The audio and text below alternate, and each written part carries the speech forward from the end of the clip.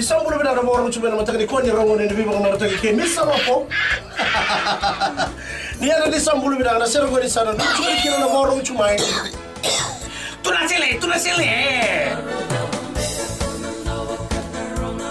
Isang bulan oyo Mr. Ben. Kela pa? Na magkikira ni bibo mataka mo ni chikira mo rin buka may no kina diwa na Bula FM.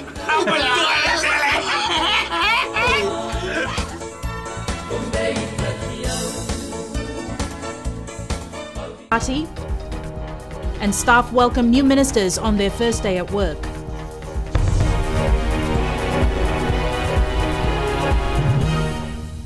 Good evening, I'm Jackie Spate and this is FBC News.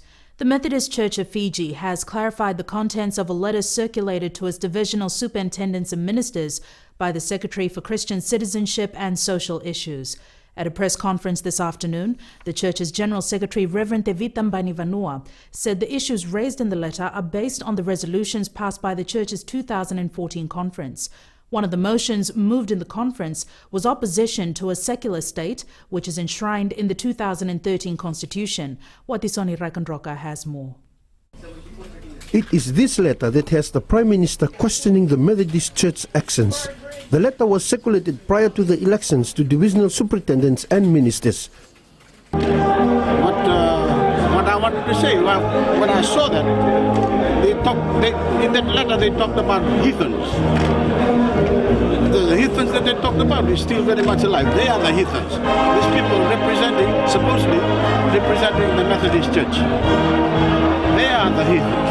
We have moved to Christianity. They want to take us back.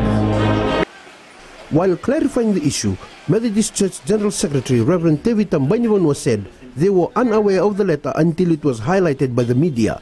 With the election fast approaching, we wanted to ensure that our members were aware of the conference resolutions and reflected on them before they make up their own mind on who to vote for. As you will see, while there are references to past and present government's work and policies, there is no mention of any particular political party in the letter. My understanding of the situation is that Reverend Naivalu's effort were well intended. The language and the tone of the letter is not adversarial, as in a political campaign, but it was theological. However, this case, and again I thank you, all of you, for bringing this to our attention, has shown us in the Church Connectional Office there is a gap in our process of communication. Reverend Mbanivanua says they regret that these issues have disturbed the Church's working relationship with the state. Reverend Mbanivanua will be writing to the Prime Minister to congratulate him and affirm the Church's earlier stance that they are working together for the betterment of our beloved Fiji. Watisoni Rekanroka, FBC News. In a shocking move today, the People's Democratic Party leader Felix Anthony has resigned, taking responsibility for his party's disappointing performance in the 2014 general elections. Deputy leader Andisi Viangoro has taken over as the interim head of PDP. Christopher Chand reports. 4 months after taking over as the PDP leader, Felix Anthony has called it quits. I have today tendered my resignation as leader of the party. I remain committed to the party and will always support it in any way I can. Anthony, a trade unionist well before he resigned to run for elections, has not ruled out returning to his former role. As leader of the party, I take full responsibility for the party's poor performance. During my election as leader of the party, I did undertake to deliver, and if I did not, I should step down. The PDP was formed by unionists disgruntled by the way Fiji Labour Party leader Mahendra Chaudhry was leading his party. People voted for us because we weren't in the Labour Party. It doesn't mean that if we were in the Labour Party, we just add up those votes. It doesn't work. Politics don't work that way. Yeah, and there's no question of us going back to the Labour Party. We've got the People's Democratic Party. The party has reassured its supporters they will continue to function as a political party, but now under a new leadership. Anthony, on the other hand, is preparing to go on a holiday for now. Christopher Chand, FBC News. The Social Democratic Liberal Party leader Rotemu Mokepa will lead the opposition team in the new government. Earlier this week, the National Federation Party welcomed the Rokotu Nriketi in a traditional manner when she paid a courtesy visit to the party headquarters. The SODELPA party received 139,857 votes, securing 15 seats for their party members on the opposition bench. The NFP won 3 seats. Opposition members are expected to be sworn in by the Secretary-General to Parliament, along with the Speaker of the House next week. Education Minister Dr. Mahendra Reddy has officially started work in his new ministry today. Dr. Reddy was formally welcomed by senior officers of the ministry this morning. Shanal Sivan reports. Dr. Mahendra Reddy was until recently chairman of the Commerce Commission. Today he has a new assignment in the largest government ministry. Government's vision is to provide quality education to the people of Fiji. We will deliver it. My task is now, as Minister for Education, is to ensure that mission is delivered in the most efficient manner. My predecessor has done an excellent job. It's now my duty to raise the bar. Dr. Reddy was formally welcomed by the senior officers of the ministry this morning. We look forward, sirs, to working closely with you. We will be happy to be participating in the implementation of the manifesto of your party. We thank you for this opportunity.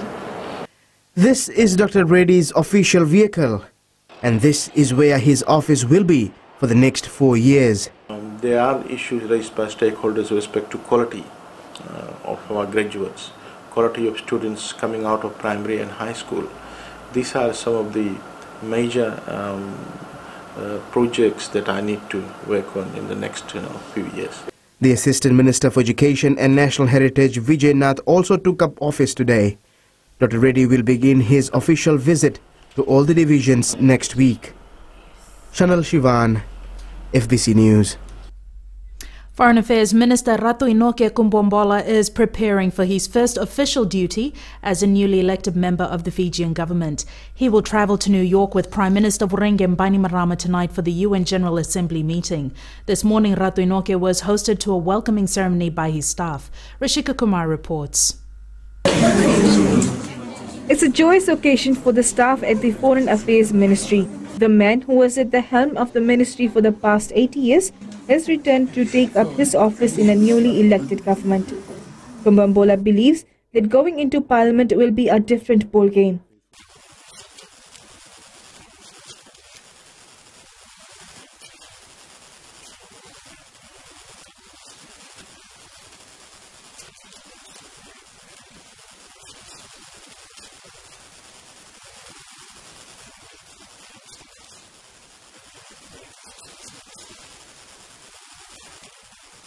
The biggest challenge the ministry has faced was the restriction placed by the Australia and the New Zealand government.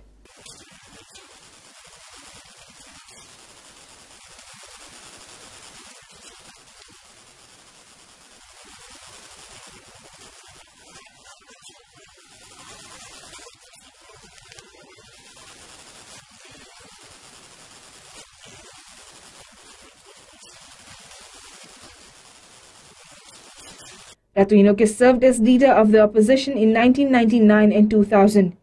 He has also held the Minister for Information and Communications position in the Laksenia Garase formed interim government in 2001. Ratu Inoke is the only other minister who has retained his position from the previous government. Rashika Kumar, FBC News. After the break, water rationing continues in parts of Lami and the Lainavesi.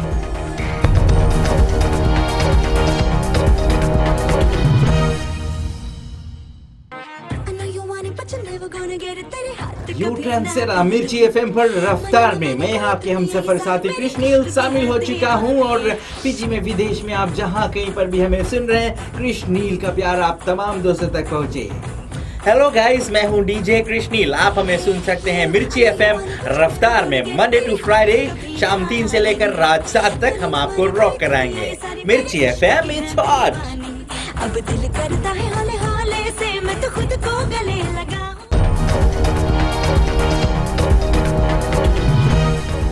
Welcome back. This is FBC News.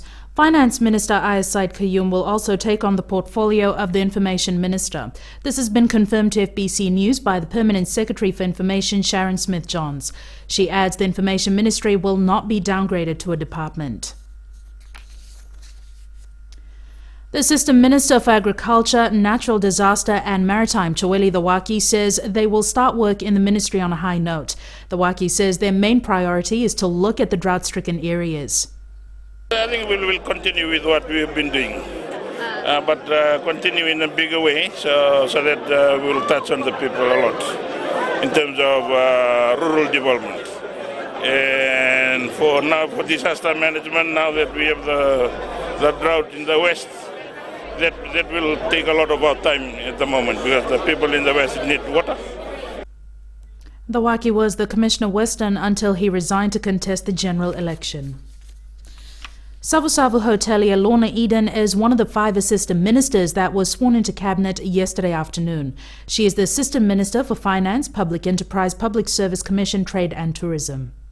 I'm just very pleased with the portfolio that I've been offered. I'm very excited about it. I'm looking forward to working hard with the team. And my main focus would be, as I've said throughout my campaign, is to help build a better Fiji for all Fijians. Water rationing in parts of Lami and the Linavesi has had far-reaching effects on people's lives. Watisoni Raikandroka visited some affected areas to see how people are coping. Since Saturday, 20,000 people have been subjected to water rationing. On alternative days, it runs from Tamabuiwa in Suba to Visari, outside Lami. What will we do without water? We can't cook, do our laundry, and mostly for us to drink. We are so frustrated. The Water Authority of Fiji has introduced new water conservation methods. Some households will have tap water for 24 hours, starting at 10 p.m. The next day, pipes are shut off and water trucks service the area. Classes have also been affected at the Ballantyne Memorial School last week. Students had to be sent home. And last week I had no choice. I just have to send the girls home since it's been 2 weeks. Consistent 2 weeks we've been having water cuts. And after 2 days there's been no water at all. So I have to send them for the weekend so they can wash their clothes and come back on Sunday with some water. In Visari, it's more of the same. Frustrated residents who just want their water supply restored. But now we are being frustrated for the water because there is no source of water. Now we are affected because no water truck and none of the source of water that's been here that we can get water from. Water trucks are sent to communities that don't get pipe water, and from what FBC News has seen, there's quite a few trucks running between Tamavua and Lami. There's no time frame for when water rationing will end. The Water Authority is hoping for rain sooner rather than later to fill its reservoirs. Until then, the water rationing will continue. People in affected areas have been advised to store water and to use it wisely, at least until the dry spell ends. Watson Rekonroka, FBC News. And Jamie joins you now with sports. Good evening. After the break, Thai Levu ready to take on Giants Nandronga in this weekend's Fair Brother Challenge, and preparations on track for Fijiana's maiden season in the Women's IRB World Series. This and more coming up.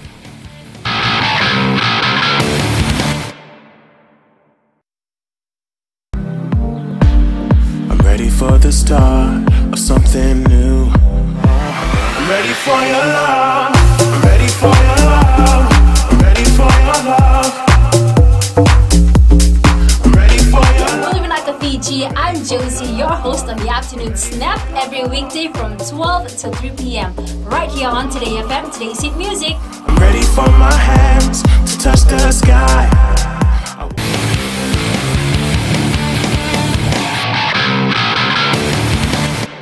Welcome back to FBC Sports. Tai Levu Rugby has named a strong side for its HFC Bank Fairbrother Trophy clash against BLK Nandranga this weekend.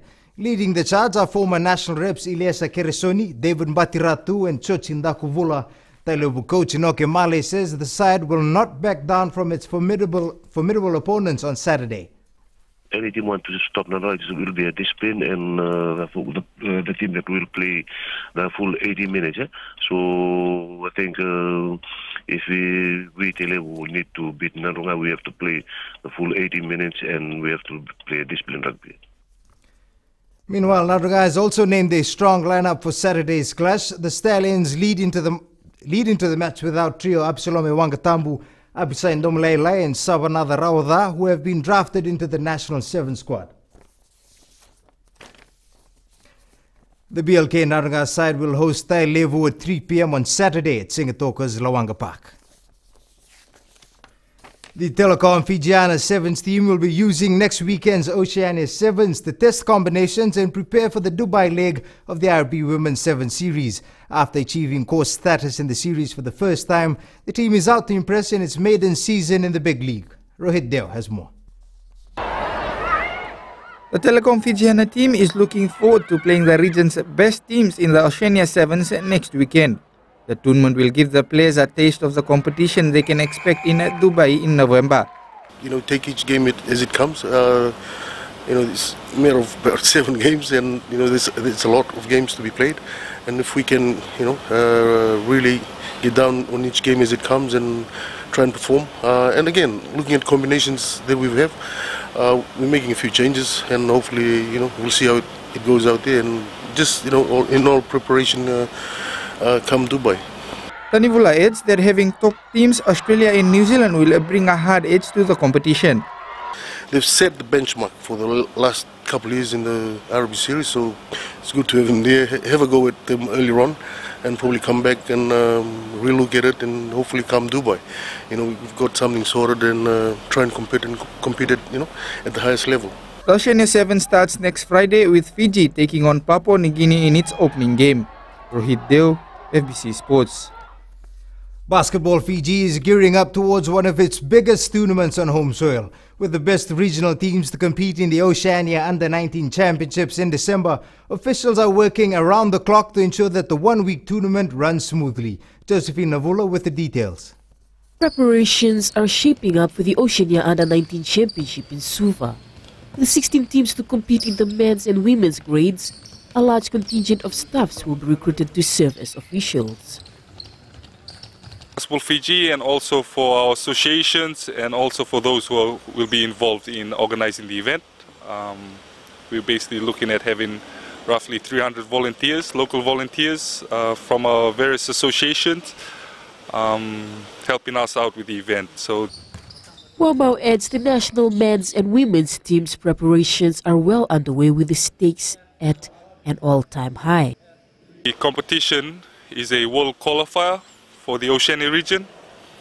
It's an under-19 event, and the country that wins gold at this tournament will qualify for the 2015 World Under-19 Championship. The Oceania Basketball Championships will be held on the 1st to the 6th of December at the Vodafone Arena in Suva.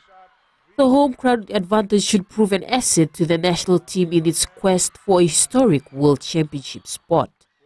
Josephine Nabula, FBC Sports. That is your sports for tonight. It's back to Jackie now with the business.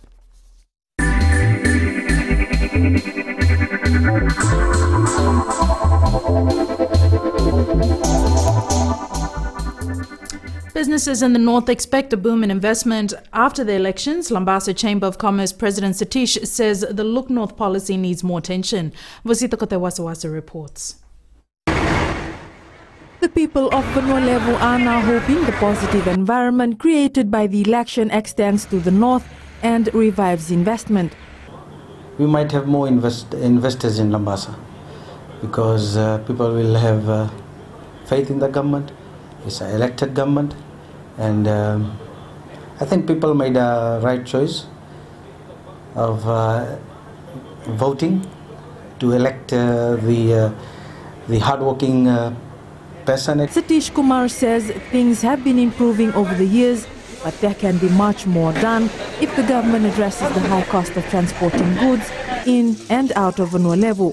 They should give some type of incentive to the local businesses as well as the outside investors so they can invest more. Because in Lambasa, the main problem is the freight factor from the other island to this. Apart from the business community, everyday people in the north also have a positive outlook of the future under the Bainimarama government. FBC News spoke to some voters in Lambasa. Fiji Fest winning is good for poor people. Education is free and that is good. I know that the people are happy about the fact that their party has now won. A party they have always supported because they have seen the work done by the Fiji First. This victory by Fiji First means to me that we can now look forward to a good government, and I hope that all citizens of this country will be served well. They have to verify the Auditor General report about all the 8 years that the last government have been running, and we have to verify to the public, through the public accounts, the Auditor General report. Things are already looking up for the Northern Division, particularly in Lambasa town, where investors are growing their businesses. Masita Kotiwasawasa, FBC News.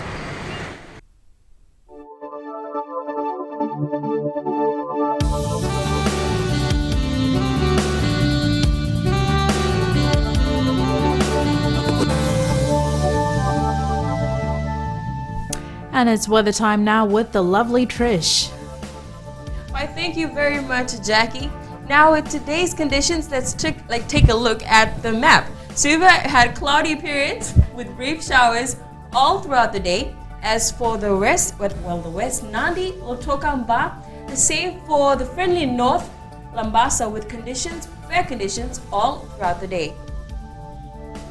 Taking a look at our temperatures today, Suva with a cool 27, Nadi not too far behind 29, Lotoka with a bit hotter 30, Ba 31, Savu Savu cool 27, and Lambasa hit a 31. Looking at tomorrow's forecast, Suva might have fine weather with scattered showers. Savu Savu should have cloudy skies with brief showers. And as for the rest of the major centers, you folks in Nandi, Lotokamba, and also Lambasa should have fine weather all day. For mariners, a strong wind warning remains in force for Batuira Passage, northern Vanua Levu and Yasawa waters. Southeast winds 20 to 25 knots and rough seas. Now, this is our picture of the day sent in by Ratinesh Kumar Bobby, taken on the King's Road at Yangara in Ra. Very dry out there. Thanks so much for that, Trish. Recapping our main stories. The Methodist Church of Fiji says a letter sent out by one of its secretaries ahead of the general election was intended for background information for its ministries and divisional superintendents, as in accordance with resolutions of the church's recent annual conference. PDP leader Felix Anthony has taken responsibility for the party's poor performance in the election and has resigned. And Finance Minister Ayaz Said Qayyum will also take on the portfolio of Minister for Information. That's all for tonight. Meanwhile, you can send us newsworthy pictures and videos on email citizenseyes@fbc.com.fj or share it with us via Facebook page FBC News or FBC TV. And if you're on Twitter, follow and tweet us your news tips at FBC News or at FBC_TV. Or you can find us on YouTube at FBC TV 2011. You can also find us on Instagram, FBC TV, or you can text FBC subspace FBC to 777 to receive the latest headlines on your mobile phone. Until tomorrow at the same time, good evening.